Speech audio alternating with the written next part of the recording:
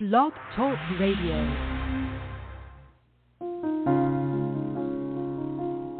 Readers Entertainment Radio presents Booklights with your host, author Lisa Kessler. Booklights, where we're shining a light on good books. Hello, everyone.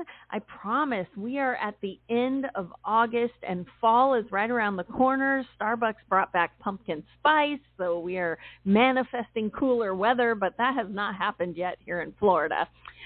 So if you're hiding inside like me in the air conditioning, you're in the right place.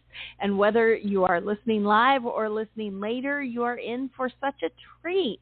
We have mystery author Lauren Thoman on with us today, and I'm so excited for you to meet her. If you haven't read her books yet, I will read her bio here so you can get to know her.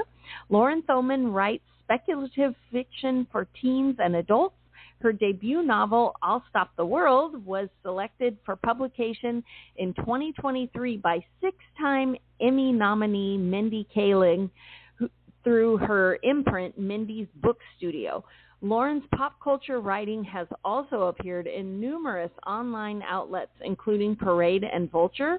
Lauren lives right outside of Nashville, Tennessee, with her husband and two children in a house full of dogs and fish. And when she's not writing, she's probably on the hunt for tacos or coffee, really, who isn't, and poking around her flower beds or buried underneath piles of dogs. And it is National Dog Day today if you're listening live, so love those puppies. Also, you can find out more about Lauren at her website. I did put a link to her website right there on the Blog Talk site. If you're listening live or if you're listening later, please check that out. It has all kinds of great websites. Miss another book release. Lauren? Hello. Can you hear me? I do hear you. You sound great. My connection got really weird all of a sudden, but I think it's back. Yay. Yeah, I hear you full. You're all strong, so all good. Wonderful. We're in the last couple of days of Mercury in retrograde, so you got to hang in there. Yeah, things just get weird. Things just get weird. And now my dog's barking. Oh, it's She must have heard it was National Dog Day. Yeah. She heard there's a holiday just for her. Right? She's ready for her interview. It's true. She thinks she has a lot to say.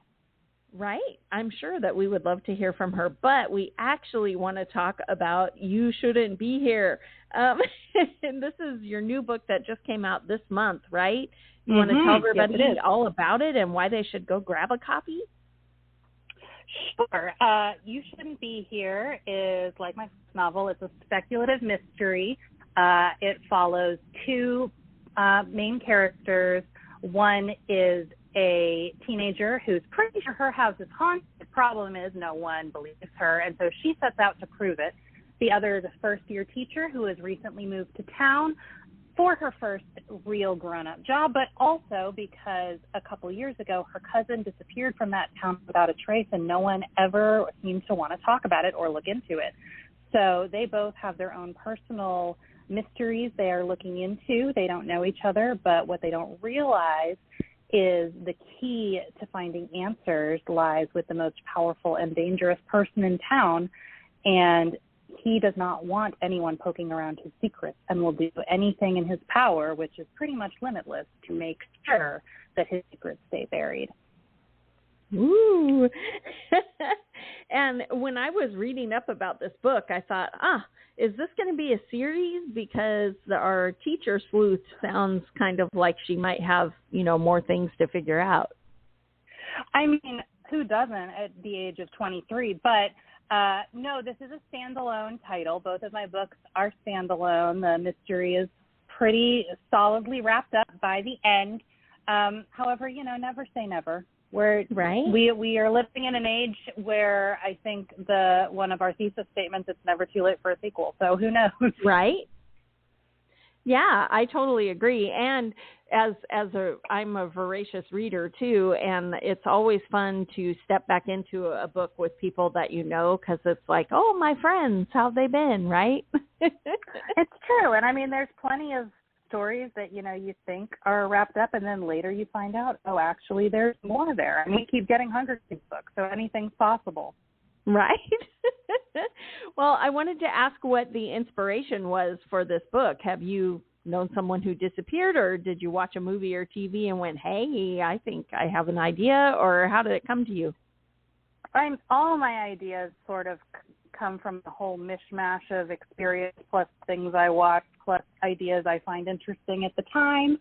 So with this one, it wasn't anything. I did not personally live through a haunted house or I didn't have a family member go missing. I just was really fascinated with the idea of accountability in situations where there's a huge power imbalance. And so it was the idea of, what do we do when someone is up to no good, but they're also the most powerful person in the picture? How do you hold?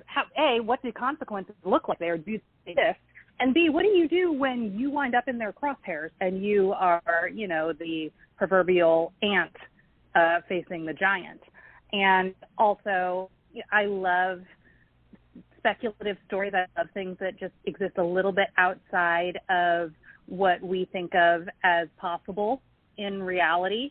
And so I always like to include a little bit of that what if element.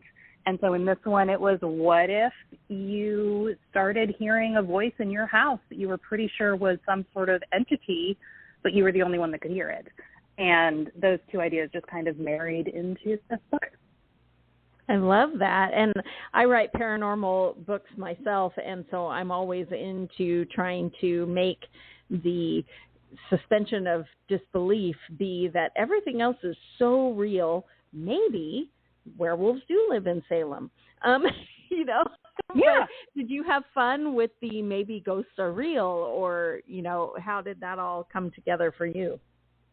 Oh, I have so much fun with the, what if this thing is real? Like, my first book is time travel, and because you can't prove something doesn't exist, right? All we can know is, well, I haven't ever heard of this before, so I assumed it didn't exist. But when something just happens to you, the options are either something is wrong with you, or you are missing some important information and you're being tricked, or it's really happening. And in my first book, my character who time traveled against his will spends the whole book kind of questioning, is this really happening or not? Or is it me? And I thought it was really fun to play with a character who, it never crosses her mind that maybe the problem is her. She's pretty well convinced. Now, other people are very certain the problem is her. But she's like, no, it's not me. This is really happening. I just need to figure out a way to prove it to you. But she's also a teenager, and she's very impulsive, and she might go about it in ways that adults might find a little reckless, but that's part of the fun of being 16. Right. Well, when I was reading up about the book, it kind of reminded me, for any of the Joss Whedon fans out there, but in Angel, she had, I think it was Ghost Steve or something, who lived in her apartment. Yes, it was Derek. Ah, yes. He was named Derek, Cordelia's ghost. And honestly, that was kind of one of many, I mean, everything is an influence, so things I watched as a kid, things I've read as an adult, things I experienced last week, everything's always an influence. But, Dennis. Dennis is Dennis, his name, that's it. You're right. It's Dennis. And one of them, though, was, that ghost, she was originally really scared of the ghost, but later she comes to be friends with her ghost, and her and just kind of were like roommates. One of them is dead. And I like the idea of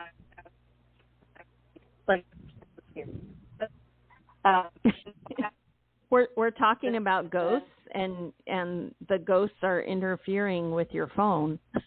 You're breaking up. Oh no! Oh no! Oh, now it's me. Now it's me that's being weird. Yeah, I have a technology ghost, I guess. I guess so. Now I hear you. You sound fine. That was what happened to me at the very beginning of the call, where all of a sudden it just got really weird. And I have not moved. I'm purposefully sitting in one place because I tend to pace, and then my reception goes weird. So I was like, no, I will sit right here and not move. But I based the town, so my story takes place in a fictional town called East Henderson, Pennsylvania, but I based it more or less on the area where I grew up in eastern Pennsylvania. And sorry, my husband keeps wandering downstairs on a work call and remembering I'm on a call and running away. That is distracting. The joys of working from home. Right. But I grew up in this eastern Pennsylvania town, which, looking back and like visiting it now as an adult, I'm like, there's nothing wrong with this town. Like, it's fine. There's plenty. It's just the same as any other like mid-sized town. But at the time, I thought I lived in the dullest place on earth, and all I could think is, this town is so boring. There's nothing here. I can't wait to get out of here. And now I'm like, it's fine. It's par. It's just like normal American mid-sized suburb. But that's sort of the mentality I gave my character. I was like, she is so bored. When she thinks her house is haunted, she thinks that's awesome. Like, it doesn't occur to her to be scared. She's just like, oh, finally something interesting is happening to me. Like, and then she just gets frustrated because she's like, why does no one else see how cool this is? So I don't know if you are a plotter or a pantser or a big outliner, but did you have any big surprises when you were writing the book? Like, did the ghost take on a personality, or was anything a fun surprise for you? Oh, I always have plenty of fun surprises when I'm writing. This one, this is the most plotted book I have ever written. I am a reformed pantser, and now I'm more of what I like to call a plantser, which is both a combination of plotter and pantser, and also someone that would always rather be playing with her plants than actually writing. And this is my new hobby that I've decided that I don't have to work, which isn't actually how life works, but I wish it was. And so with this one, I had a detailed outline. I knew where the story was going to go, but things still, it's normally characters that will surprise me, or will assert themselves and decide that they're going to be a bigger deal than I thought they were going to be. So there were a couple of things. One, there is a much more significant romance plot in the book than I originally thought there was going to be, and it was just because every time I had my teacher, Madeline, interacting with another teacher at her school named Alex, who's a couple of years older than her, so he kind of takes her under his wing and shows her the ropes. But I always knew, I was like, oh, and there's going to be some sort of little attraction here, I think, because I thought it would be kind of fun if she was like getting to have a crush while also investigating a disappearance / maybe a murder. But every time we were on page, I was like, these just want to be in a rom-com. Like, this is all I can seem to be finding myself writing with them. And I'm like, no, you're supposed to be like looking up clues and investigating, and instead all they're doing is like stammering around each other and like you know, and like thinking about like, ooh, what did that mean? Does that mean he likes me? And I was like, why are these two acting like they needed you to write this book so they could be together. And so so now it's like got a pretty like it's not a romance, but it's still a mystery, but it's a romance with a pretty like hefty rom-com through line in there. Fun. That I'm not expecting to be writing, but they weren't going to have it any other way. I love that. And, you know, I always feel like, well, I'm more of a romancy writer anyway, but I always feel like in books, if characters don't have some sort of reaction, I feel like, well, then that's kind of less human, because we all do it. You know, we can't help it. And so I love that they took that on and you let them. Oh, and to me, I think that's one of the marks of saying, okay, I actually do know these characters and who they are, because they're making some of their own decisions. Right. Did you have a favorite scene in this book? It's kind of a spoiler to say what it was, but I had a lot of fun. Let's just say there is a point where both the romance and the high stakes murder plot kind of intersect. Like, they both come to a bit of a culmination at the same time, and I really devilishly enjoyed making my characters think they were in really big happy moments, and then completely flinging the actually you're not in a rom-com at them. That was just me being kind of jerk. I was like, they're at the happiest right now, and I'm going to metaphorically drop a piano on their heads and be like, not that kind of story. Sorry you thought it was. That was pretty fun. Well, I was going to ask you about your other book, the I'll Stop the World book. This one sounds like there is a teenage character, but it's more of an adult book. But I'll Stop the World, is that a YA book? So they are both technically what we call crossover fiction, which is sort of upper teen through, the sky's the limit. And so I'll Stop the World, it's also a multiple point of view. It's actually got a much larger cast than You Shouldn't Be Here. And the main character, You Shouldn't Be Here, the main point of view character is an adult, and in I'll Stop the World, the main point of view character is a teenager. But they're both technically still crossover in that they both encompass both a teenage and adult viewpoint. And I thought that I'll Stop the World was going to be marketed YA, and then found out that no, it actually could have gone either way, and my publisher decided to take it adult. And however, I will say, because I'll Stop the World is a time travel book and takes place largely in the year 1985. Some of the strongest reactions I've gotten have been from that sort of elder millennial to younger Gen X age group who remembers being a teenager in the 80s and the 90s. And they tend to respond really, really well to that book. And so I think it really is that crossover, because it's for people who are teens or remember that phase of life with nostalgia and like to revisit it.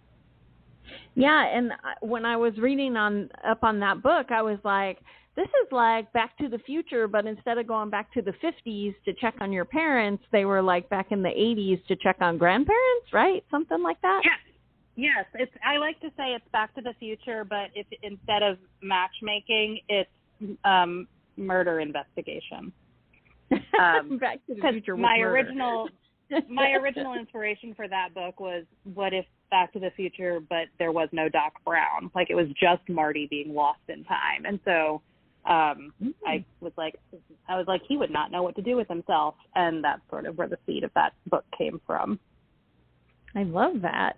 Well, what's next for you? Are you working on another book, or? I am, but I'm not under contract for anything past. Both of my books were one-book deals, and so they both had an option on them, which means that, my editor can take a look at the next thing, but it's not a done deal. So I'm kind of dabbling in it. I am definitely working on a couple of different projects, but they have to get to need to be a little closer to done before I can actually try to take them out and see if anyone wants to publish them. So I have my fingers crossed that the one that I'm working on now will be the next published book, but it's different. This is a horror novel. Still many points of view, still all ages. still that touch more than a touch in this one of the speculative. This one's fully leaning into the speculative. But yeah, so just fingers crossed that someone wants to publish it. Yeah, yes. I am a sucker for spooky, so horror novel, I'm all in. Me so too. Sending good vibes. Yes, I love a good supernatural horror story. Yeah. Well, I was going to ask you, our listeners skew toward readers, and they are always interested in your writing journey. Like, you wrote articles and things too. Did you always want to write a novel? How did you get from magazines to novel publishing with Amazon? So I actually, I didn't grow up wanting to be a writer. It was actually, I mentioned the Hunger Games earlier. It was actually reading the Hunger Games as a young parent. I had my kids were in, I think, kindergarten and preschool at the time that I flew through the Hunger Games books. And then got, I think, sleep deprived, made me a little weird, and I got mad that the books I read after the Hunger Games, I didn't like them as much. And so I was like, well, I'm just going to try to write a book. And that was a strange reaction to that. But I started writing, back in the early 2011. And I got an idea to start writing. And so I wrote a couple of books, and I got an agent, but those first few books I wrote didn't sell. We just couldn't find, because I do like to kind of mash up my genres, and that was just kind of always a hard sell. And so in the meantime, we were trying, I kept writing books and not being able to sell them. And so I was like, well, if I'm going to keep spending all this time writing, I should maybe try to make some money doing it in some other way. So that's when I started writing my pop culture articles, and I just started freelancing for a bunch of different sites. And that sort of paid the bills while I was still plugging away at trying to get a novel finally published. And I'll Stop the World was one that I had been working on and off in between the other novels that I was focusing more on, and I finally finished that one in 2021, and it sold in 2022. But so the pop culture articles came after the novel writing and also during, and they're still, I pulled back from it, but I'm still writing them here and there, mostly to complain about TV shows that ended in a way I don't like. Which I totally get, because now that we're in the age of binging, you can watch a whole show, all the seasons, in a month or two, and then you're like, oh my God, I wasted all that time because you couldn't nail the ending, Yeah, so and they kind of go hand in hand though. Like I watch shows and movies and I read books, but writing about mostly TV has given me an opportunity to really analyze why things work or don't work for me in storytelling. And if I can pinpoint what wasn't working for me, or sometimes what was, it's just the ones where you're just really praised how much you love something, those articles don't tend to get as many clicks. Right. But approaching it with that analytical mindset really has helped me quite a bit in figuring out, like, oh, is it that the show seemed to set up a storyline that didn't go anywhere? Is it that it did a twist that, didn't seem to fit with the characters? Like, what was it doing, and how could that have worked, or would there have been a better way to do it? And then I can incorporate those insights into my own work. I like that. Well, now I have to ask, which shows have we missed that we need to see? Which ones are your faves? Oh, my gosh. Recently, I was recently burned by the ending of The Umbrella Academy, as was like everyone, but I still think the first two seasons are fantastic. Oh, so good. Yeah. I am like salivating waiting for Severance to come back. I think the first season of that show was one of the most intriguing seasons of television, especially first seasons, that I've seen in a long, long time. So I loved every second of Severance. also I've been telling everyone that I know that they need to watch Bad Sisters, on which I just found out is coming back for a second season, and my first thought was how, because that story resolved so brilliantly in the first season. But I don't know what they're going to do in their second season, but yeah, Bad Sisters is a wonderful example of multiple point of view mystery storytelling it has a great cast, and it's so unexpected and so wonderful. Oh, that sounds great. I'm adding that onto my list. I have to ask you, since you like adding speculative things to things, have you seen, I think it's My Lady Jane or Our Lady Jane on Amazon Prime? Oh, yeah. I actually watched that one early. I reviewed it. Did you enjoy it? Pace. I did. I thought it was a lovely interpretation of the book. I loved that book. And I've met one of the authors, Jody Meadows, and she's just lovely. And so I was really crossing my fingers, hoping that the show would be good and do the book justice. And I think it did a great job. It was funny because it was a little tonally different than the book, but I think it still was just very, very fun to watch. And I'm very sad that they canceled it.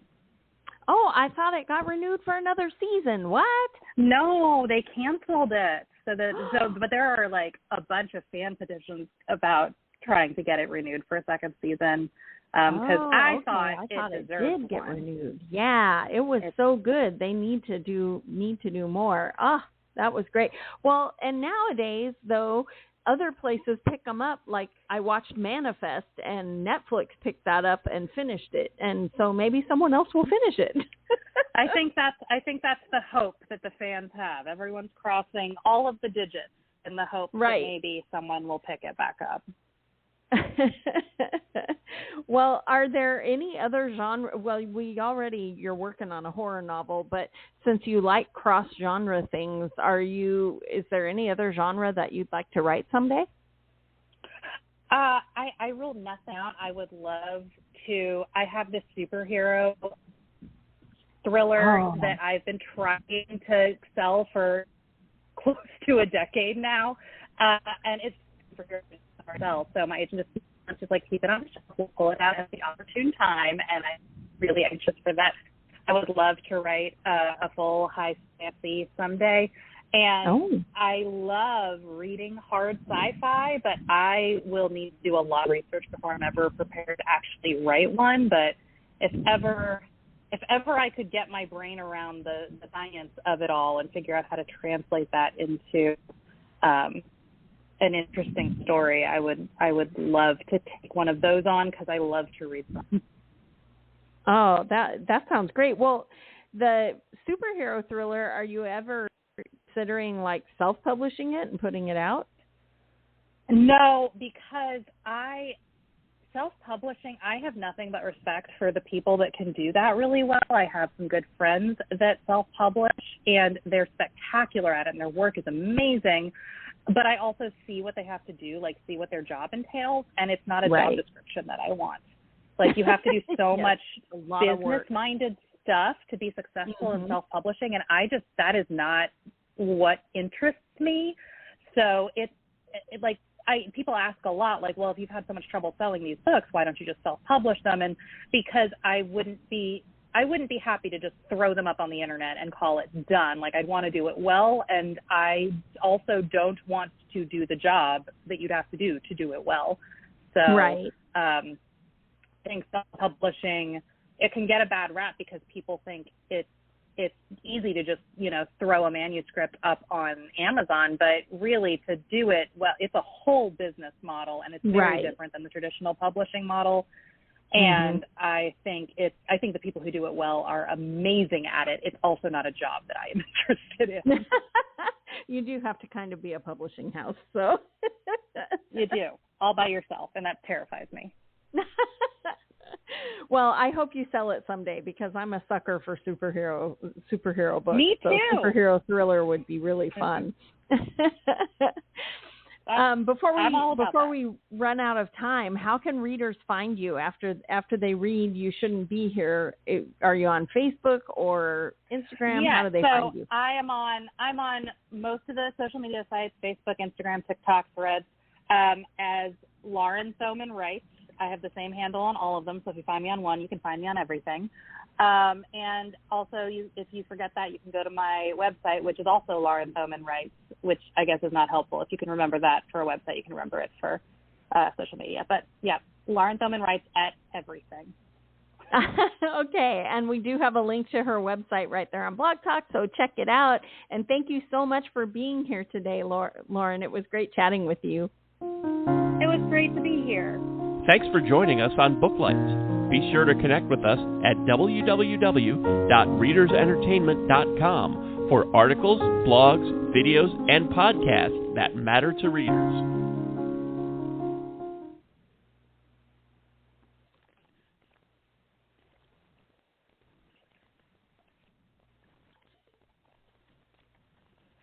It is Ryan Seacrest here. There was a recent social media trend which consisted of flying on a plane with no music, no movies, no entertainment. But a better trend would be going to ChumbaCasino.com. It's like having a mini social casino in your pocket. Chumba Casino has over 100 online casino-style games, all absolutely free. It's the most fun you can have online and on a plane. So grab your free welcome bonus now at ChumbaCasino.com. Sponsored by Chumba Casino. No purchase necessary. VGW Group. Void where prohibited by law. 18 plus. Terms and conditions apply.